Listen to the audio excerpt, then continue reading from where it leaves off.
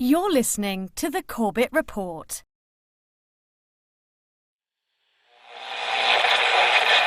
High oil prices helped ExxonMobil boost its profits to nearly $11 billion in the latest quarter. Shell is the latest oil company to report a big rise in profits thanks to higher oil prices. The ability of speculators to profit is surely dwarfed by the ability of oil-producing nations to profit from a higher price of oil. Maybe the easiest way for these guys to make the money, manipulate oil back above $50, even $60. Oil. From farm to pharmaceutical, diesel truck to dinner plate, pipeline to plastic product, it is impossible to think of an area of our modern-day lives that is not affected by the petrochemical industry. The story of oil is the story of the modern world. Parts of that story are well known. Rockefeller and Standard Oil, the internal combustion engine and the transformation of global transport, the House of Saud and the oil wars in the Middle East. Other parts are more obscure. The quest for oil in the outbreak of World War I, the petrochemical interests behind modern medicine, the big oil money behind the Green Revolution and the Gene Revolution. But that story, properly told, begins somewhere unexpected. Not in Pennsylvania with the first commercial drilling operation in the first oil boom, but in the rural backwoods of early 19th century New York State. And it doesn't start with crude oil or its derivatives, but a different product altogether. Snake oil. Dr. Bill Livingston, celebrated cancer specialist, was the very image of the traveling snake oil salesman. He was neither a doctor nor a cancer specialist. His real name was not even Livingston. More to the point, the rock oil tonic he pawned was a useless mixture of laxative and petroleum and had no effect whatsoever on the cancer of the poor townsfolk he conned into buying it. He lived the life of a vagabond, always on the run from the last group of people he had fooled, engaged in ever more outrageous deceptions to make sure that the past wouldn't catch up with him. He abandoned his first wife and their 6 children to start a bigamous marriage in Canada at the same time as he fathered 2 more children by a third woman. He adopted the name Livingston after he was indicted for raping a girl in Cayuga in 1849. When he wasn't running away from them or disappearing for years at a time, he would teach his children the tricks of his treacherous trade.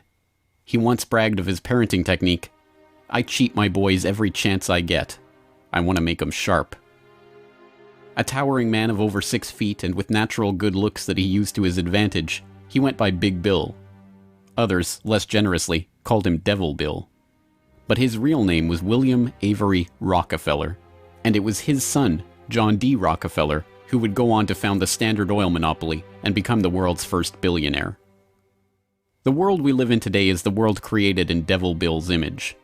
It's a world founded on treachery, deceit, and the naivety of a public that has never wised up to the parlor tricks that the Rockefellers and their ilk have been using to shape the world for the past century and a half.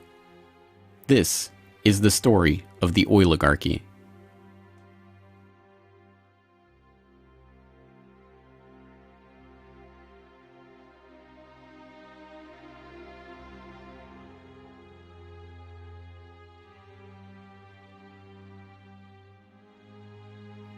Titusville, 1857. A most unlikely man alights from a railway car into the midst of this sleepy western Pennsylvania town on the shores of Oil Creek. Colonel Edwin Drake. He's from the Pennsylvania Rock Oil Company, and he's here on a mission. To collect oil. Like Dr. Bill, Drake isn't really a colonel. The title is bestowed on him by George Bissell and James Townsend, a lawyer and a banker who started the Pennsylvania Rock Oil Company after they discovered they could distill the region's naturally occurring Seneca oil into lamp oil or kerosene. Drake is actually an unemployed railroad conductor who talked himself into a job after staying at the same hotel as Bissell the year before. Calling him a colonel, it is hoped, will help win the respect of the locals. The locals think he's crazy anyway. Seneca oil is indeed plentiful, bubbling out of seeps and collecting in the creek, but other than as a cure-all medicine or grease for the local sawmill's machinery, it's hardly seen as something valuable. In fact, it can be a downright nuisance, contaminating brine wells that supply Pittsburgh's booming salt industry. Still, Drake has a task to complete, finding a way to collect enough oil to make the distillation of Seneca oil into lamp oil profitable. He tries everything he can think of. The Native Americans had historically collected the oil by damming the creek near a seep and skimming the oil off the top. But Drake can only collect 6 to 10 gallons of oil a day this way, even when he opens up extra seeps. He tries digging a shaft, but the groundwater floods in too quickly. By the summer of 1859, he's desperate. Drake is running out of ideas, Bissell and Townsend are running out of patience, and, most importantly, the company is running out of funds. He turns to Uncle Billy Smith, a Pittsburgh blacksmith who had experience drilling brine wells with steam-powered equipment. They get to work drilling down through the shale bedrock to reach the oil. It's maddeningly slow work, with the crude equipment struggling to get through 3 feet of bedrock a day. By August 27th, they've drilled down 69.5 feet. Drake has used the last of his funds, and Bissell and his partners have decided to close up the operation. On August 28th, they strike oil.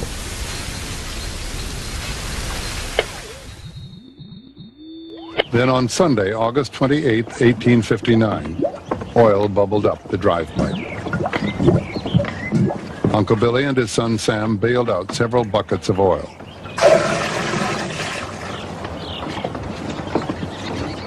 On Monday, the very day that Colonel Drake received his final payment and an order to close down the operation, they hitched the walking beam to a water pump, and the oil began to flow. The first oil was to sell for $40 a barrel. Years later, a local newspaper interviewed Uncle Billy about the day they struck oil. I commenced drilling, and at 4 o'clock I struck the oil. I says to Mr. Drake, "Look there, what do you think of this?" He looked down the pipe and said, "What's that?" I said, "That is your fortune."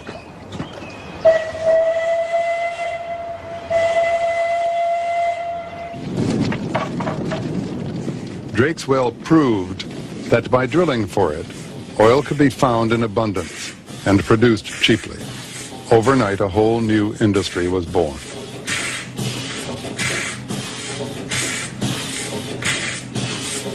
Before long, in millions of homes, farms, and factories around the world, lamps would be lit with kerosene, refined from West Pennsylvania crude. When the word came out that Drake had struck oil, the cry went up throughout the narrow valleys of western Pennsylvania. The crazy Yankee has struck oil, the crazy Yankee has struck oil. And it was the first great boom. It was like a gold rush.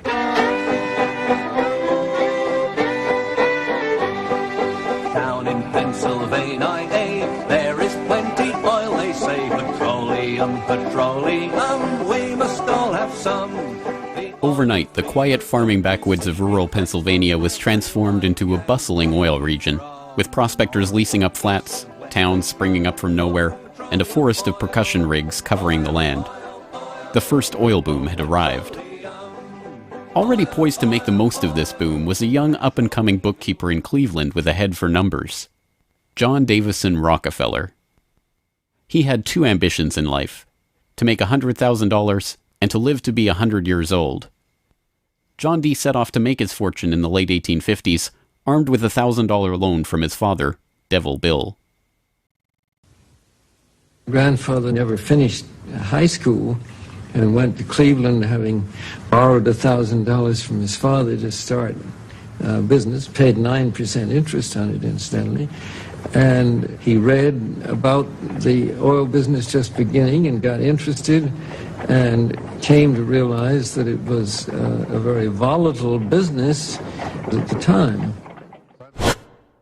In 1863, seeing the oil boom and sensing the profits to be made in the fledgling business, Rockefeller formed a partnership with fellow businessmen Maurice B. Clark and Samuel Andrews, a chemist who had built an oil refinery but knew little about the business of getting his product to market. 2 years later, the shrewd John D. bought out his partners for $72,500 and, with Andrews as partner, launched Rockefeller and Andrews. By 1870, after 5 years of strategic partnerships and mergers, Rockefeller had incorporated Standard Oil.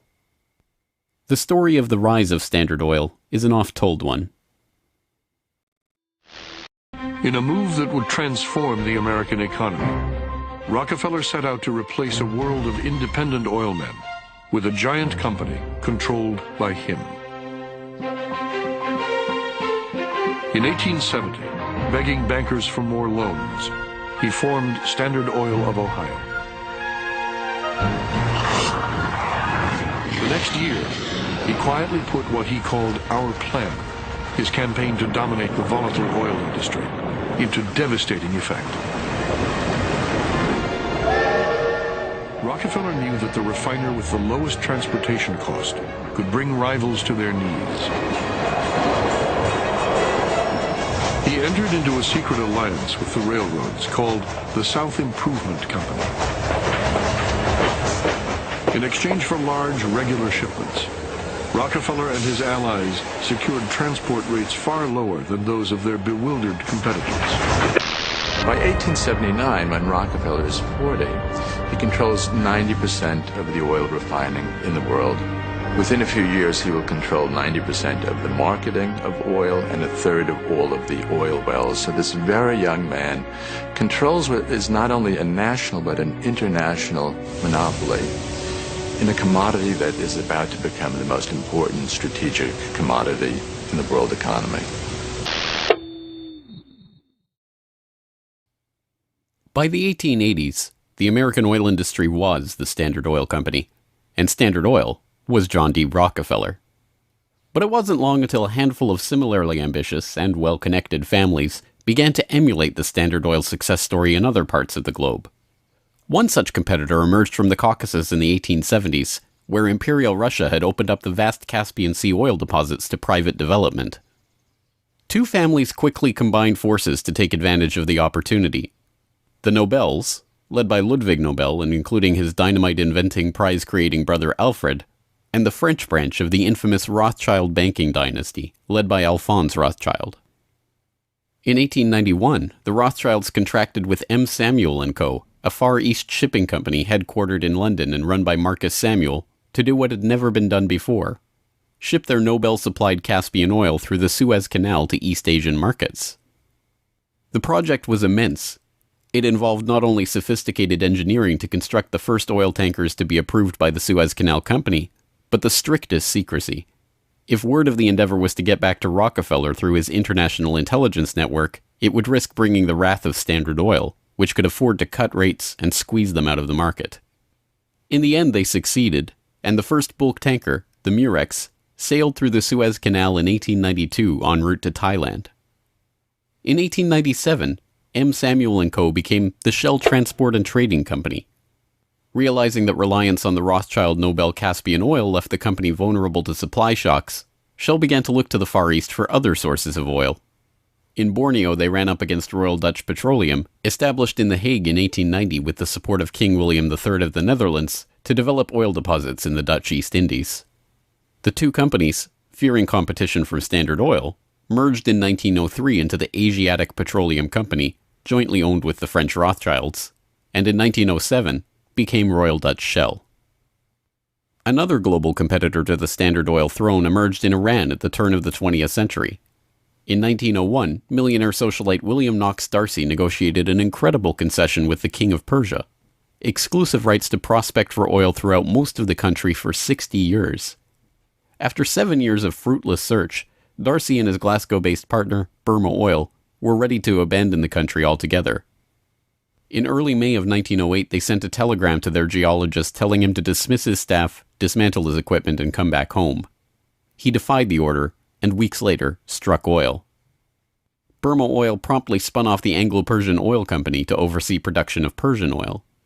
The British government took 51% majority control of the company's shares in 1914 at the behest of Winston Churchill, then First Lord of the Admiralty, and survives today as BP. The Rothschilds and Nobels, the Dutch royal family, the Rockefellers. These early titans of the oil industry and their corporate shells pioneered a new model for amassing and expanding fortunes hitherto unheard of. They were the scions of a new oligarchy, one built around oil and its control, from wellhead to pump. But it was not just about money. The monopolization of this, the key energy resource of the 20th century, helped secure the oligarchs not just wealth, but power over the lives of billions. Billions who came to depend on black gold for the provision of just about every aspect of their daily lives. In the late 19th century, however, it was by no means certain that oil would become the key resource of the 20th century. As cheap illumination from the newly commercialized light bulb began to destroy the market for lamp oil, the oligarchs were on the verge of losing the value from their monopoly. But a series of lucky strikes was about to catapult their fortunes even further. The very next year after the commercial introduction of the light bulb, another invention came along to save the oil industry. German engineer Carl Benz patented a reliable two-stroke internal combustion engine.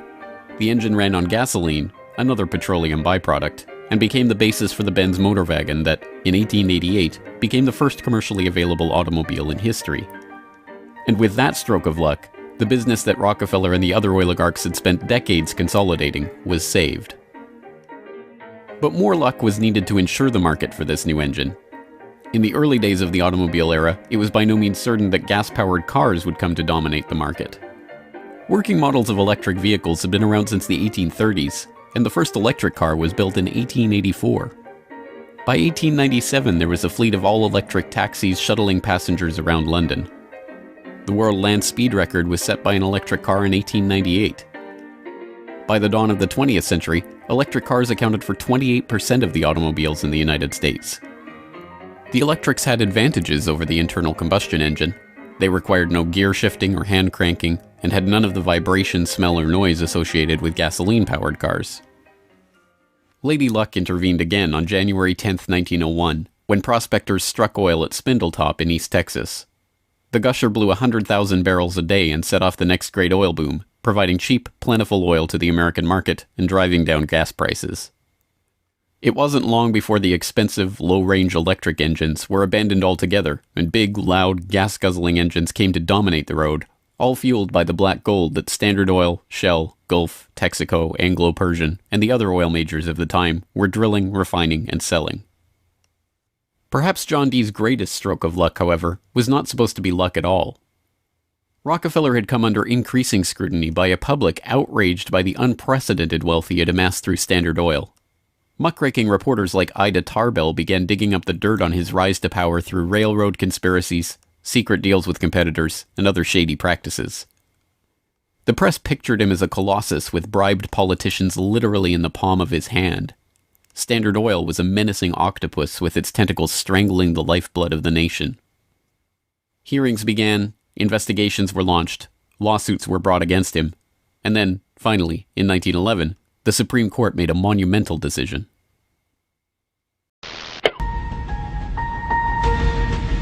On May 15, 1911, the Supreme Court of the United States declared that Standard Oil was a monopoly in restraint of trade and should be dissolved. Rockefeller heard of the decision while golfing at Kankakee with a priest from the local Catholic Church, Father J.P. Lennon. And Rockefeller reacted with amazing aplomb. He turned to the Catholic priest and said, "Father Lennon, have you some money?" And the priest was very startled by the question and said, "No." And then he said, "Why?" And Rockefeller replied, "Buy Standard Oil." As Rockefeller foresaw, the individual Standard Oil companies were worth more than the single corporation. In the next few years, their shares doubled and tripled in value.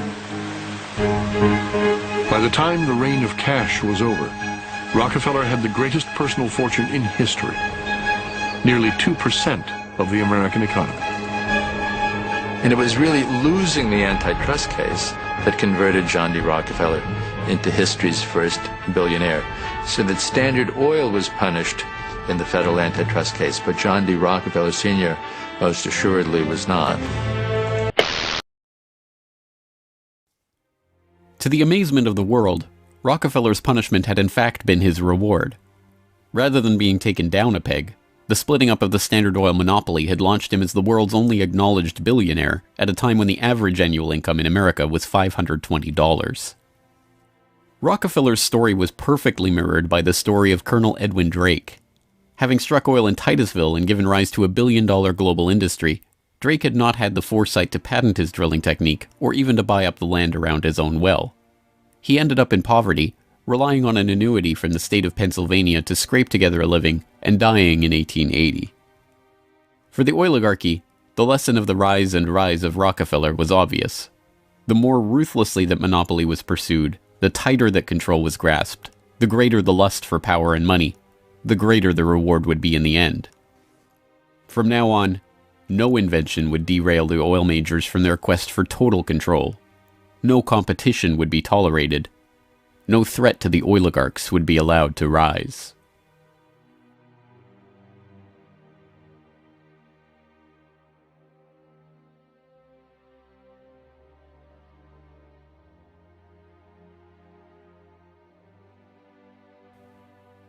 When asked how he could justify the treachery and deceit with which he had pursued the creation of the Standard Oil monopoly, John D. Rockefeller is reputed to have said, "Competition is a sin." This is the mentality of the monopolist, and it is this justification, framed as religious conviction, that drove the oligarchs to so ruthlessly eliminate anyone who would dare rise up as a pretender to their throne. Ironically, it was the competition between the oligarchs in the early 20th century that helped give rise to an early external threat to their empire: alcohol fuel. As historian Lyle Cummins has noted of the period, the oil trust battles between Rockefeller, the Rothschilds, the Nobels, and Marcus Samuel's Shell kept prices in a state of flux, and engines often had to be adaptable to the fuel that was available. In many areas where oil wasn't available, the alternative was alcohol. Ethyl alcohol had been used as fuel for lamps and engines since the early 19th century. Although it was generally more expensive, alcohol fuel offered a stability of supply that was alluring, especially in areas like London or Paris that did not have predictable access to oil supplies. Alcohol has a lower heat value, or BTU, than gasoline, but a series of tests by the U.S. Geological Survey and the U.S. Navy in 1907 and 1908 proved that the higher compression ratio of alcohol engines could perfectly offset the lower heat value, thus making alcohol and gasoline engines fuel economy equivalent. One early supporter of alcohol fuel was Henry Ford, who designed his Model T to run on either alcohol or gasoline. Sensing an opportunity for new markets to boost the independent American farms that he felt were vital to the nation, Henry Ford told the New York Times, "The fuel of the future is going to come from fruit like that sumac out by the road, or from apples, weeds, sawdust, almost anything. There is fuel in every bit of vegetable matter that can be fermented." Farmers, looking to capitalize on this, lobbied for the repeal of a $2.08 per gallon alcohol tax that had been imposed to help pay for the Civil War. They were aided by those who saw fuel alcohol as a way to break the oligarchs' monopoly. In support of a bill to repeal the alcohol tax, President Teddy Roosevelt told the U.S. Congress in 1906, "The Standard Oil Company has, largely by unfair or unlawful methods, crushed out home competition. It is highly desirable that an element of competition should be introduced by the passage of some such law as that which has already passed the House, putting alcohol used in the arts and manufactures upon the free list." The alcohol tax was repealed in 1906, and for a time corn ethanol at 14 cents a gallon was cheaper than gasoline at 22 cents a gallon. The promise of cheap, unpatentable, unmonopolizable fuel production open to anyone with raw vegetable matter and a still, swept the nation. But cheap, plentiful fuel that can be grown and produced locally and independently is not what the oligarchs had in mind. A 1909 USGS report comparing gas and alcohol engines had noted that a significant point in alcohol fuel's favor was that there were fewer restrictions on alcohol engines. For the oligarchs, the answer was simple: find a way to place greater restrictions on alcohol engines. Thankfully for them, the answer to their problem was already gaining popular support. In the 19th century, America had a drinking problem. By 1830, the average American over 15 years old drank 7 gallons of pure alcohol per year, 3 times higher than today's average. This led to the first anti-alcohol movements in the 1830s and 1840s, and the formation of the Prohibition Party in 1869, and the Women's Christian Temperance Union in the 1870s. The movement enjoyed widespread and growing support, but had few political successes. Maine flirted with prohibition by outlawing the sale and manufacture of liquor in 1851, but the ban only lasted 5 years. This changed with the formation of the Anti-Saloon League in Standard Oil's birth state of Ohio in 1893. The ASL was started by John D. Rockefeller's longtime personal friend Howard Hyde Russell, and was bankrolled in part by generous annual donations from Rockefeller himself. The ASL, with Rockefeller's backing, quickly became the driving force behind a national movement to outlaw the production and sale of alcohol. Rockefeller was a teetotaler himself, not from moral concern, but because he was afraid that good cheer among friends would lead to his downfall in business. Stephen Harkness, one of the silent partner investors in Standard Oil and a director in the company until his death, had caught Rockefeller's eye when he made a fortune buying up whiskey in advance of a new excise tax that he had been tipped about and selling it at a huge profit after the tax kicked in. No, Rockefeller and Standard Oil were not concerned about the moral state of the nation, except as far as it impacted their bottom line. But when Prohibition did come in 1920, it had an interesting side effect. Although it didn't ban the use of ethanol as a fuel directly, it did lead to increasingly burdensome restrictions, requiring producers to add petroleum products to their ethanol to make it poisonous before it could be sold.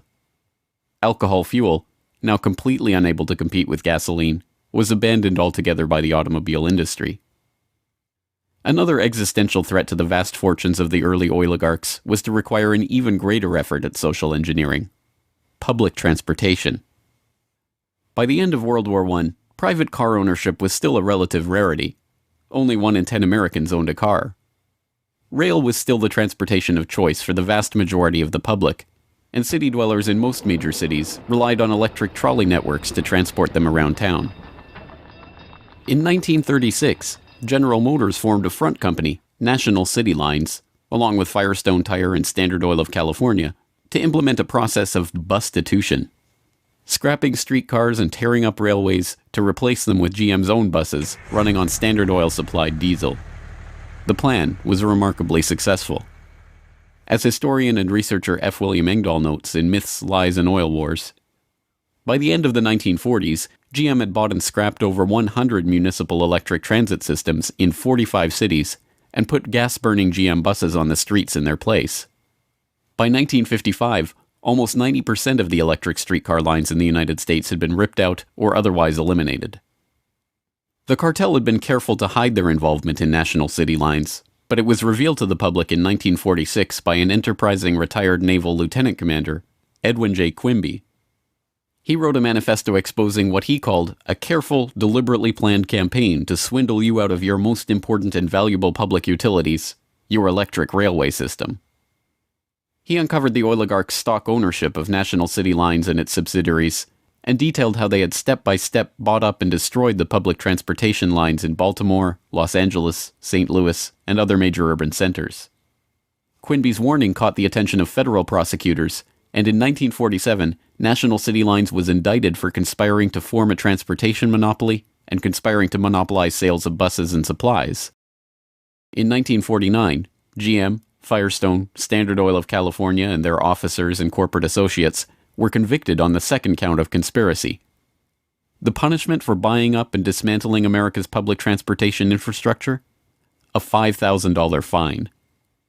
H.C. Grossman, who had been the director of Pacific City Lines when it oversaw the scrapping of Los Angeles' $100 million Pacific Electric system, was fined exactly $1.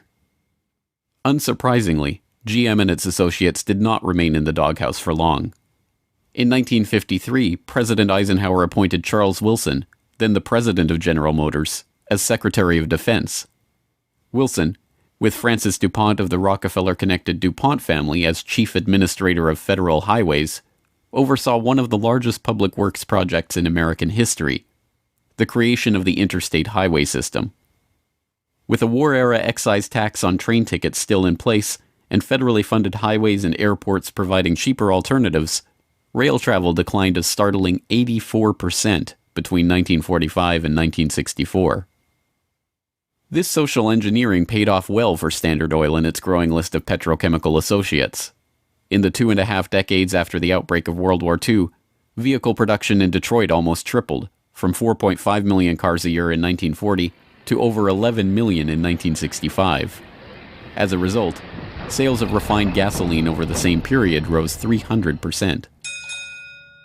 But Rockefeller was not the only oligarch working to crush all opposition to his monopoly. Across the pond, the European oligarchs were working to protect their own oil investments from upstart competitors. In 1889, a consortium of German investors led by Siemens Deutsche Bank obtained a concession from the Turkish government for extension of a railway line connecting Berlin to Basra on the Persian Gulf via Baghdad in what was then part of the Ottoman Empire. The Berlin-Baghdad railway concession was for 99 years and came with mineral rights for 20 kilometers on either side of the line, an especially lucrative deal since the rail cut right through the heart of the still untapped Mesopotamian oil region south of Mosul along the Tigris River. For the powers behind the British Empire, concerned with the military rise of Germany, this deal was unacceptable.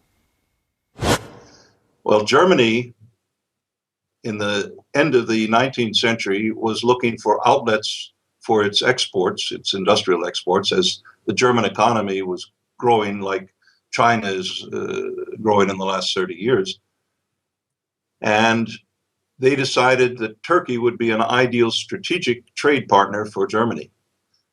And Georg von Siemens, one of the directors of Deutsche Bank, came up with a strategy to extend a railway from Berlin all the way down to Baghdad, which was then part of the Ottoman Empire, Baghdad in Iraq today, near the Persian Gulf. And German military began training the Turkish military. The German industry began investing in Turkey. They saw a huge potential market to begin bringing Turkey into the 20th century economically. Well, Deutsche Bank also negotiated mineral rights. I think it was 20 kilometers on either side of the railway. And it was already known in 1914 that Mosul and these other areas contained huge petroleum deposits. Well, why is that significant? At the end of the century, 19th century, Jack Fisher, the Lord of the Admiralty and the head of the Royal Navy, advocated the conversion of the British Navy from coal-fired to oil-fired, that it would have a qualitative strategic improvement in their every aspect of warship design. And since Britain didn't know that they had any oil back then, they went to Persia and swindled the Shah at that time out of oil rights in Persia. They went to Kuwait and backed a coup d'etat of the Al-Sabah family to be a British pawn. And they literally wrote a contract with him that nothing that Kuwait does with the outside world will be done without approval of the British governor. And Kuwait was known to have oil and lying right on the Persian Gulf. Well, the British looked at this railway plan of the Germans going right down to Baghdad and said, my God, you can put soldiers on rail cars and bring them down and threaten the oil lifeline of the British Navy. This is a strategic move by the Germans. It also would make Germany independent of the British control of the seas. The British oligarchs, including the British Crown with its hidden controlling stake in Anglo-Persian oil and the Rothschilds merchant Marcus Samuel at Royal Dutch Shell, sought to counter this German threat to their commercial and strategic interests. They used Armenian-born, naturalized British citizen Calouste Gulbenkian, the architect of the Royal Dutch Shell merger, in order, as he later recalled, to see British influence get the upper hand in Turkey against the Germans. If that was his task, it was a remarkable success. In 1909, the British set up the Turkish National Bank, which was Turkish in name only. Founded by London banker Sir Edward Castle and with directors like Hugo Baring of the Barings banking family, Castle himself, and Gulbenkian, the bank set up the Turkish Petroleum Company in 1912. Formed explicitly to exploit the petroleum-rich oil fields of Iraq, then part of the Ottoman Empire, Gulbenkian brokered a deal that forced Deutsche Bank, with its 40-kilometer concessions along the oil-rich Baghdad railway line, into a junior partnership in the company. The stock was split so the British government's Anglo-Persian Oil Company owned half the shares, with Royal Dutch Shell and Deutsche Bank splitting the other half. Their plan to take over Germany's Turkish oil interests had been successful, but in an amazing irony, it didn't even matter. Gulbenkian finished negotiations for the Iraqi oil concession on June 28, 1914, the same day Archduke Ferdinand was shot in Sarajevo. an alliance the British had been brokering for years to constrain the rising German threat, an alliance involving France and Russia, kicked into motion, and the world was engulfed in war. By the end of World War I, the British and their allies had taken over Iraq and its oil deposits anyway. Germany had been completely cut out, and Gulbenkian, their scheming servant, received 5% of all oil field proceeds in the newly minted country. As the century wore on, the oil industry grew beyond the control of the handful of families that had dominated it since its inception. Oil deposits were located around the globe, and the resources of entire nation-states were marshaled to control them. Now, threats to the oligarchs and their interests required multilateral, multinational responses, and the consequences of those deals were felt worldwide. The story of the oil shock of 1973, as it has been delivered to us by the history books, is well known. By the late 1960s, the nation relied on imported oil to keep the economy strong. Then, in the early 1970s, oil-dependent America's nightmares came true. 13 oil-producing countries in the Middle East and South America formed OPEC, the Organization of Petroleum Exporting Countries. In 1973, OPEC placed an oil embargo on the U.S. and other nations that had supported Israel against the Arab states in the Yom Kippur War. The American economy went into a tailspin as gas shortages gripped the nation. Few, however, know that the crisis and its ensuing response was in fact prepared months ahead of time at a secret meeting in Sweden in 1973. The meeting was the annual gathering of the Bilderberg Group, a secretive cabal formed by Prince Bernhard of the Netherlands in 1954. The Dutch royal family not only gave its royal imprint to Royal Dutch Petroleum, they are still rumored to be, along with the Rothschilds, one of the largest shareholders in Royal Dutch Shell, from the days when Queen Wilhelmina's Anglo-Dutch petroleum holdings and other investments made her the world's first female billionaire, right through to today. Bernhard's guest list at the Bilderberg Group reflected his position in the oligarchy. Alongside him at the Swedish conference were David Rockefeller of the Standard Oil dynasty and his protege Henry Kissinger, Baron Edmund de Rothschild, E.G. Collado, the vice president of Exxon, Sir Dennis Greenhill, director of British Petroleum, and Gerrit A. Wagner, president of Bernhard's own Royal Dutch Shell. At the meeting in Sweden, held 5 months before the oil crisis began, the oligarchs and their political and business allies were planning their response to a monetary crisis that threatened the world dominance of the US dollar. Under the Bretton Woods system, negotiated in the final days of World War II, the US dollar would be the backbone of the world monetary system, convertible to gold at $35 per ounce, with all other currencies pegged to it. Increasing US expenditures in Vietnam and decreasing exports caused Germany, France, and other nations to start demanding gold for their dollars. With the Federal Reserve's official gold holdings plunging and unable to stem the tide of demand, Nixon abandoned Bretton Woods in August 1971, threatening the dollar's position as the world reserve currency. Accordingly, I have directed the Secretary of the Treasury to take the action necessary to defend the dollar against the speculators. I have directed Secretary Connally to suspend temporarily the convertibility of the dollar into gold or other reserve assets, except in amounts and conditions determined to be in the interest of monetary stability and in the best interest of the United States. As leaked documents from the 1973 Bilderberg meeting show, the oligarchs decided to use their control over the flow of oil to save the American hegemon.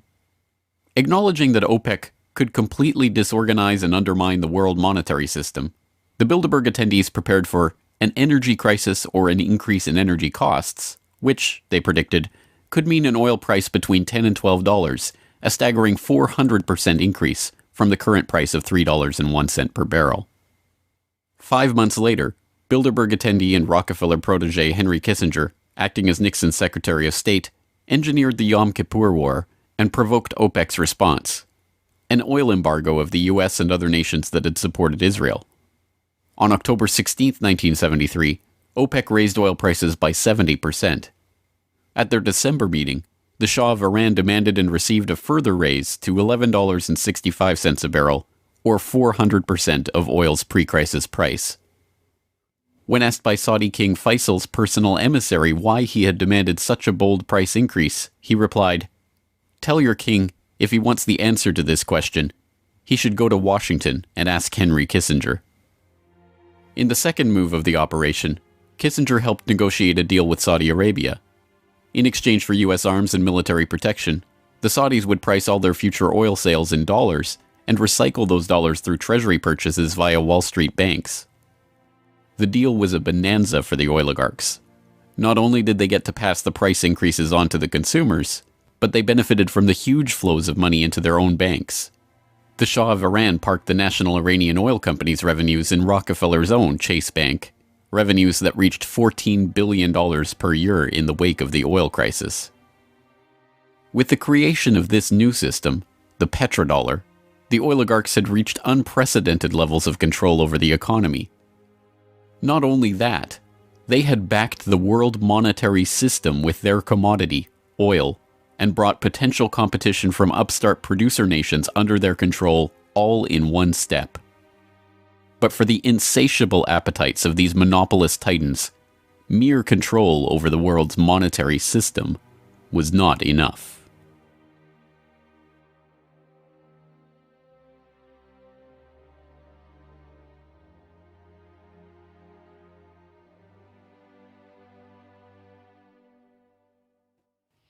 In the 19th century, railroad conspiracies and predatory pricing had been enough to assure the oligarchs' monopoly. But by the time that the British Crown, the Dutch royal family, the Rothschilds, and the other European oligarchs began opening up the Middle East and the Far East to oil exploration in the early 20th century, the goal was no longer to maximize profits or control the oil industry. It was not even to control international diplomacy. It was to control and shape the world itself, its resources, its environment, and its people. In order to achieve this goal, the oligarchy would need a facelift. In the current age, with the Rockefeller name now more likely to be associated with Rockefeller Plaza or Rockefeller University than Standard Oil, it is difficult to understand just how hated John D. was in his own day. He was the head of the Standard Oil Hydra, an octopus strangling the world in his tentacles, a cutthroat gardener pruning the competitors from the flower of his oil monopoly. As one of the richest men the world had ever known, he was an easy target for the average working man's frustration and a magnet for the poor seeking help. He received on average 50 to 60,000 letters a month asking for help. Dozens of people followed him in the street. Literally, crowds stood around the Standard Oil offices, waiting for him to come out. Little children, painfully thin, crying in the street and so on. Rockefeller felt overwhelmed. Besieged by the downtrodden, despised by the working man, hounded by Ida Tarbell and the muckraking press, John D. had the mother of all PR problems. The answer was simple: invent the PR industry. He hired Ivy Ledbetter Lee, a journalist turned communications expert who invented the modern public relations industry, to burnish the Rockefellers' tarnished image. It was Lee that suggested giving the family name to Rockefeller Center and filming John D. handing out dimes in public. An early master of public relations, Lee used the media which the muckrakers had used to disgrace Rockefeller to turn him into a sympathetic figure. Ivy Lee recognized early the power of the new moving picture and used newsreels to show a remarkably benevolent Rockefeller. I am very grateful to you and to a host of people who are so kind and good to me all the time. Why? Because you're so good to everybody. Yes, you are. As Ivy Lee began to kind of control his public image, he became oddly a kind of American character. And people kind of warmed to him in a bizarre sort of way. It was like having Frankenstein on the loose walking around New York City or something like that, with a cane and a long hat. Although this plane never takes off, this photo opportunity was presented as Senior's first flight. Perhaps Ivy Lee's most brilliant public relations move was the casting of Rockefeller as the man who gave out dimes. Don't you give her a dime, Mr. Rockefeller? Oh, please. Give her a dime. Thank you, sir. Thank you very much. I consider myself... Thank you for the ride. I consider myself more than amply paid. Bless you, bless you, Yes. bless you. These PR stunts seem obvious and ham-handed by today's standards, but they were effective enough. To this day, people leave dimes on the stone marker at the base of the 70-foot Egyptian obelisk that towers over John Dee's final resting place in Cleveland's Lakeview Cemetery. But it was not stage-managed photo opportunities like these that transformed Rockefeller into a public hero. In order to win the public over, he was going to have to give them what they wanted. And what they wanted wasn't difficult to understand. Money. But just as his father, Devil Bill, had taught him to do in all his business dealings, Rockefeller made sure to get the better end of the bargain. He would donate his great wealth to the creation of public institutions, but those institutions would be used to bend society to his will. As every would-be ruler throughout history has realized, society has to be transformed from the ground up.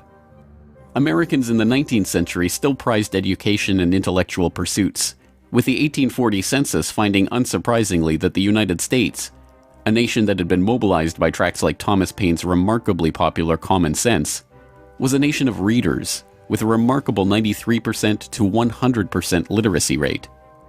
Before the first compulsory schooling laws in Massachusetts in 1852, education was private and decentralized, and as a result classical education, including study of Greek and Latin and a solid grounding in history and science, was widespread. But a nation of individuals who could think for themselves was anathema to the monopolists. The oligarchs needed a mass of obedient workers, an entire class of people whose intellect was developed just enough to prepare them for lives of drudgery in a factory. Into the midst stepped John D. Rockefeller with his first great act of public charity, the establishment of the University of Chicago. He was aided in this task by Frederick Taylor Gates, a Baptist minister that Rockefeller befriended in 1889 and who would go on to be John Dee's most trusted philanthropic advisor. Gates would go on to write a short tract, The Country School of Tomorrow, that laid out the Rockefeller plan for education. In our dream, we have limitless resources, and the people yield themselves with perfect docility to our molding hand. The present educational conventions fade from our minds, and, unhampered by tradition, we work our own goodwill upon a grateful and responsive folk. We shall not try to make these people or any of their children into philosophers, or men of learning or science. We are not to raise up from among them authors, orators, poets, or men of letters. We shall not search for embryo great artists, painters, musicians, nor will we cherish even the humbler ambition to raise up from among them lawyers, doctors, preachers, politicians, statesmen, of whom we now have ample supply. Although Rockefeller's resources weren't exactly limitless, they might as well have been. In 1902, he established the General Education Board to help implement Gates's vision for the Country School of Tomorrow with a staggering $180 million endowment. The Rockefeller influence on education was felt almost immediately, and it was amplified by help from fellow monopolists of the era who were approaching the topic of philanthropy from the same angle. Although best known as a steel magnate, Andrew Carnegie's fortune started on the railroads transporting Rockefeller's Standard Oil around the country, and was greatly magnified by a lucrative investment in property near Oil Creek that provided steady, profitable oil sales. In 1905, he established the Carnegie Foundation for the Advancement of Teaching, a tax-free foundation through which Carnegie and his appointees could direct the development of the education system in the United States, and, eventually, worldwide. In 1910, Rockefeller followed suit by establishing the Rockefeller Foundation, which became the tax-free umbrella organization for his philanthropic ambitions. As the Reese Committee, a congressional investigation into the activities of these tax-free foundations in the 1950s, discovered, it wasn't long before Carnegie's endowment approached Rockefeller's foundation with a proposal to cooperate on their shared desire to transform the American education system in their own image. Norman Dodd, the director of research for the congressional committee who was granted access to the Carnegie Endowment's board minutes, explains. So they approach the Rockefeller Foundation with the suggestion that that portion of education which could be considered domestic be handled by the Rockefeller Foundation, and that portion which is international should be handled by the endowment. And they then decide that the key to the success of these two operations lay in an alteration in the teaching of American history. So they approach four of the then most prominent teachers of American history in the country, people like Charles and Mary Bird, and their suggestion to them is, will they alter the manner in which they present this subject, and they get turned down flat. So they then decide that it is necessary for them to do, as they say, build our own stable of historians. And then they approach the Guggenheim Foundation, which specializes in fellowships, and say, when we find young men in the process of studying for doctorates in the field of American history, and we feel that they are the right caliber, will you grant them fellowships on our say-so? And the answer is yes. So under that condition, eventually they assemble 20. And they take this 20 potential teachers of American history to London, and there they're briefed into what is expected of them when, as and if they secure appointments in keeping with the doctorates they will have earned. And that group of 20 historians ultimately becomes the nucleus of the American Historical Association. And then toward the end of the 1920s, the endowment grants to the American Historical Association $400,000 for a study of our history in a manner which points to what can this country can it look forward to in the future. And that culminates in a 7-volume study, the last volume of which is, of course, in essence, a summary of the contents of the other 6. And the essence of the last volume is the future of this country belongs to collectivism administered with characteristic American efficiency. With this base for transformation firmly established, the Rockefeller Foundation and like-minded organizations embarked on a program so ambitious that it almost defies comprehension. They transformed the practice of medicine. As usual, the oligarchs that funded this change were also there to profit from it, and once again, John D. took his cue from Devil Bill's example. William Rockefeller had called his brand of snake oil Nujol for new oil, and Standard Oil spun off Nujol as a laxative under their Stanco subsidiary. Manufactured on the same premises as Flit, an insecticide also derived from Standard Oil's byproducts, Nujol sold at the druggist for 28 cents per 6-ounce bottle. It cost Standard Oil less than 1/5 of a cent to manufacture.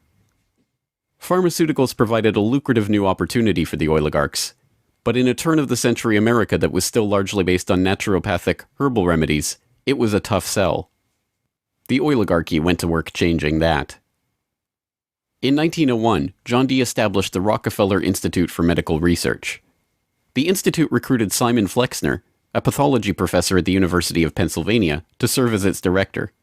His brother, Abraham, was an educator who was contracted by the Carnegie Foundation to write a report on the state of the American medical education system. His study, the Flexner Report, along with the hundreds of millions of dollars that the Rockefeller and Carnegie Foundations were to shower on medical research in the coming years, resulted in a sweeping overhaul of the American medical system.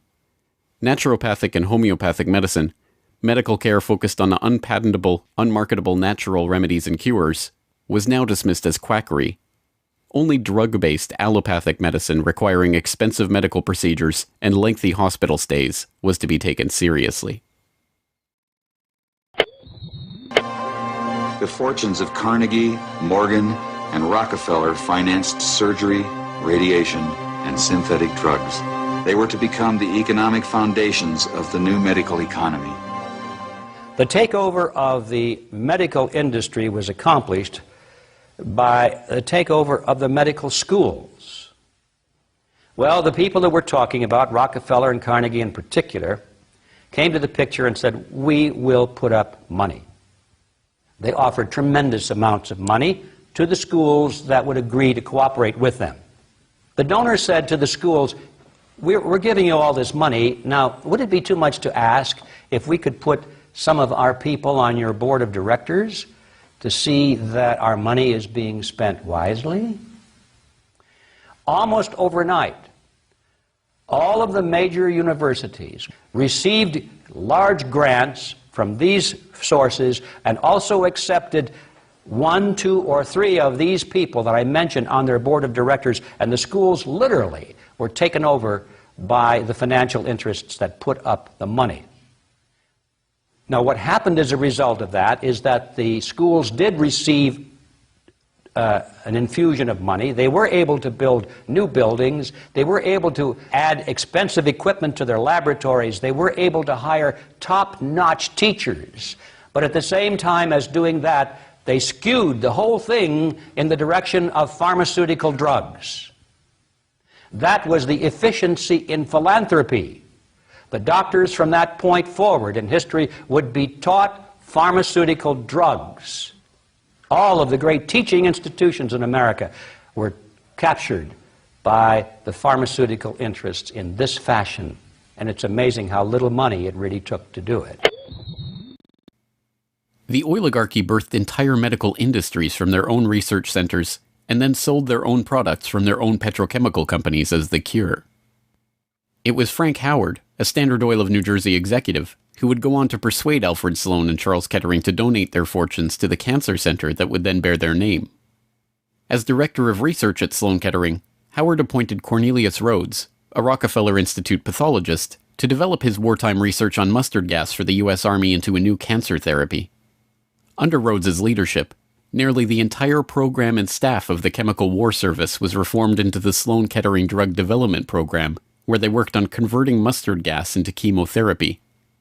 And once again, the Rockefellers' own snake oil was being sold as a cancer cure-all. The oligarchs' interest in the burgeoning pharmaceutical industry converged in companies like IG Farben, a drug and chemical cartel formed in Germany in the early 20th century. Royal Dutch's own Prince Bernhard served on an IG Farben subsidiary's board in the 1930s, and the cartel's American operation, set up in cooperation with Standard Oil, included on its board Standard Oil president Walter Teagle, as well as Paul Warburg of Kuhn-Loeb and Company, itself headed by Jacob Schiff of the Rothschild broker family. At its height, IG Farben was the largest chemical company in the world, and the 4th largest industrial concern in the world, right behind Standard Oil of New Jersey. The company was broken up after World War II, but like Standard Oil, its various pieces remained intact, and today BASF, one of its chemical offshoots, remains the largest chemical company in the world, while Bayer and Sanofi, 2 of its pharmaceutical offshoots, are among the largest pharmaceutical companies in the world. Not content merely to monopolize the fields of education and medicine, the same oligarchical interests banded together to take control of America's finances. In 1910, John D. Rockefeller Jr.'s own father-in-law, Senator Nelson Aldrich, Frank Vanderlip of the National City Bank, and Paul Warburg, as well as various agents of J.P. Morgan, met in complete secrecy on Jekyll Island to hammer out the details of what would go on to become the Federal Reserve, America's central bank.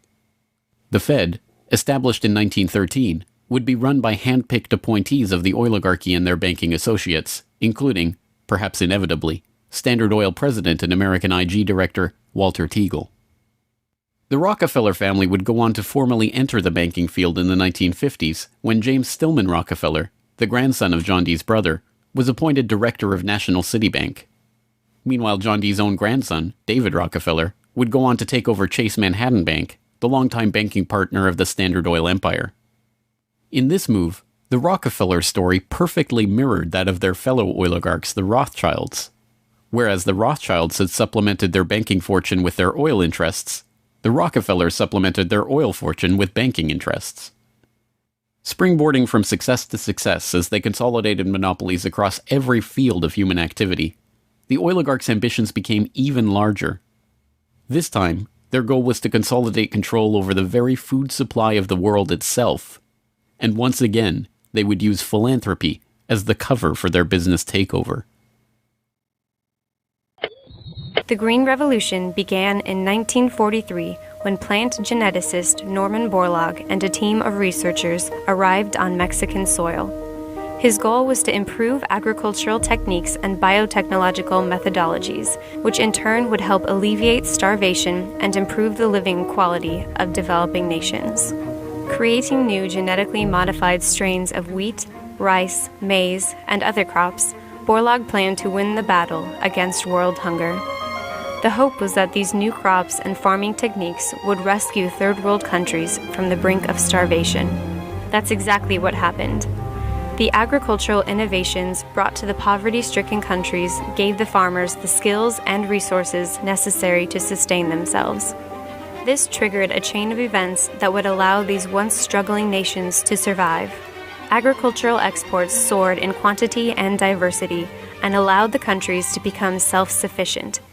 As the genetically modified crops thrived, farmers were able to use their increased income to purchase newer and superior farming machinery.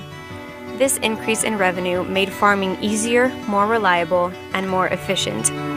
The Green Revolution led to the modernization of agriculture and has had a profound social, economic, and political impact on the world. The Mexican government turned to the Rockefeller Foundation in their endeavor to nourish Mexico through agriculture. Norman Borlaug, needless to say, was a researcher for the Rockefeller Foundation, and the Green Revolution, for whatever increase in yields it brought about, also created markets for the oligarchs' own interest in the petrochemical fertilizer industry and gave rise to the ABCD seed cartel of Archer Daniels Midland, Bunge, Cargill, and Louis Dreyfus. These companies, along with their associated interests in the food packaging and processing industry, formed the core of American agribusiness, a concept developed at Harvard Business School in the 1950s with the help of research conducted by Vasily Leontief for the Rockefeller Foundation. The American agribusiness giants shared a common goal: the transformation of third world agriculture into a captive market for their goods. From this perspective, the project was a runaway success. By the 1970s, the Rockefeller Standard Oil network and its cronies in the nitrogen fertilizer industry, including DuPont, Dow Chemical, and Hercules Powder, had broken into markets around the world, markets conveniently forced open for them by the U.S. government itself under President Johnson's Food for Peace program, which mandated the use of petrochemical-dependent agricultural technologies by aid recipients. Unable to afford these new technologies themselves, the impoverished Third World beneficiaries of this revolution relied on loans from the International Monetary Fund and the World Bank, handled by Rockefeller's own Chase Manhattan Bank and guaranteed by the U.S. government. The real costs of the Green Revolution, economic, agricultural, and environmental, are seldom tallied. Access to these debt-financed petrochemical-dependent technologies exacerbated the difference between the rich landowning class and the landless peasants in countries like India, where land reform and abolition of usury were dropped from the political agenda after the Green Revolution took over. Even then, the revolution's main success, its increase in agricultural yields, has been oversold. Yield growth across India actually slowed after the introduction of agribusiness. The environmental destruction is even more devastating. An overview in the December 2000 edition of Current Science notes, the Green Revolution has not only increased productivity, but it has also produced several negative ecological consequences, such as depletion of lands, decline in soil fertility, soil salinization, soil erosion, deterioration of environment, health hazards, poor sustainability of agricultural lands, and degradation of biodiversity. Indiscriminate use of pesticides, irrigation, and imbalanced fertilization has threatened sustainability. The Rockefeller Foundation even acknowledges the critiques of the Green Revolution it funded into existence, insisting that current initiatives take into account lessons learned. Even so, The foundation continues to fund research and write reports on how to improve prospects for agribusiness investment in its target markets. As egregious as the Green Revolution was and continues to be, however, in many ways it was just the prelude to an even more ambitious project, the Gene Revolution. Now the project is not merely to monopolize the technologies, supplies, and chemical inputs for agriculture worldwide, but to monopolize the food supply itself through the replacement of the world's natural seeds with patentable, genetically modified crops. The players involved in this Gene Revolution are almost identical to the players in the Green Revolution, with IG Farben offshoots, Bayer Crop Science and BASF Plant Science, mingling with traditional oligarch associate companies like Dow AgroScience, DuPont Biotechnology, and, of course, Monsanto, all funded by the Rockefeller Foundation and fellow philanthropists at the Ford Foundation, the Bill and Melinda Gates Foundation, and like-minded organizations. The convergence of corporate, philanthropic, governmental, and intergovernmental interests in promoting GM crops around the world can be seen in the bewildering array of research institutes, industry associations, and consultative groups devoted to the case. The Rockefeller-funded International Rice Research Institute, the Rockefeller-Monsanto USAID Brainchild International Service for the Acquisition of Agribiotech Applications, the Rockefeller-Ford World Bank-created Consultative Group of International Agricultural Research, and dozens of other bland, benign-sounding organizations research and promote GM crops in target markets around the globe, with the profits ending up in the oligarchs' coffers. A representative example of this story is the agribusiness neocolonization of Argentina, where Monsanto ran an elaborate bait-and-switch to get the country hooked on its genetically modified Roundup-ready soybeans before demanding royalties on the crops that were by then already growing. DuPont then took over, magnanimously beginning a Protein for Life program to foist their own GM soybeans on the country's poor. The same scene has played itself out in country after country, where cartel-developed GM crops are foisted on emerging economies through food aid, usually during times of famine when those countries are especially vulnerable. Only a handful of countries like Zambia or Angola have outright rejected this GMO takeover of their food supply, generously subsidized by the US government to the benefit of the agribusiness cartel.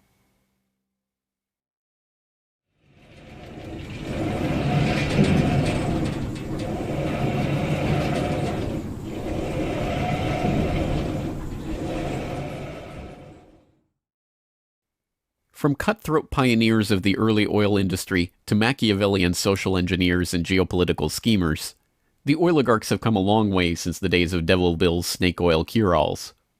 But his use of every form of deception and trickery to swindle the public informed how John D. and the rest of the oligarchs built up their business interests. As the 20th century drew to a close, it was obvious that for the powerful cartel that built the oil industry, the Rockefellers, the Rothschilds, the British and Dutch royal families, it was no longer about oil, if it ever really was. The takeover of education, of medicine, of the monetary system, of the food supply itself, showed that the aim was much greater than a mere oil monopoly. It was the quest to monopolize all aspects of life, to erect the perfect system of control over every aspect of society, every sector from which any threat of competition to their power could emerge. They had been remarkably, almost unbelievably successful. From oil well to gas pump, farm to fork, hospital to pharmaceutical, drill rig to dollar bill, there was almost no aspect of society that was not under their control. But the oligarchs are not done yet. Their next project, launched in the late 20th century, is almost too ambitious to be comprehended. It is not about oil. It is not about money. It is about the monopolization of life itself. They have spent decades preparing the path for this takeover and marshaled their mind-boggling resources in service of the task. And the vast majority of the world's population, still playing the shell game that the oligarchs perfected and abandoned long ago, are about to fall right into their hands, yet again. Ladies and gentlemen, the battle against climate change is surely the most defining and pivotal challenge of our times. Even in a world full of daunting perils and crises, it is hard to imagine anything that poses a greater challenge and opportunity for humanity. The negative impact of population growth on all of our planetary ecosystems is becoming appallingly evident. The science is unequivocally true, and that there is a price to carbon in their future. What do you see as the biggest challenges in conservation? The growing human population. Because where we are, there's nothing else. We have to start spending money, fast on the solutions that we have in hand to try and help these countries which are already seeing the effects of climate change today and seeing the effects of our consumption, basically. David Rothschild, thank you so much for joining us here on Bloomberg. Down in Pennsylvania, there is plenty oil, they say. Petroleum, petroleum, we must all have some. The oily fever, don't you see, infects most every live Yankee. From north, from east and west they come for petroleum oil. Oil, oil, oil, oh petroleum. Oil, oil, oil, petroleum.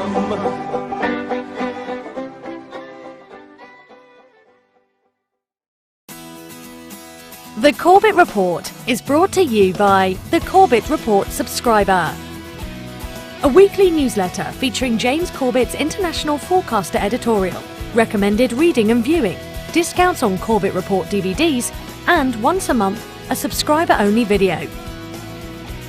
Sign up today to start receiving your copy at corbettreport.com/support.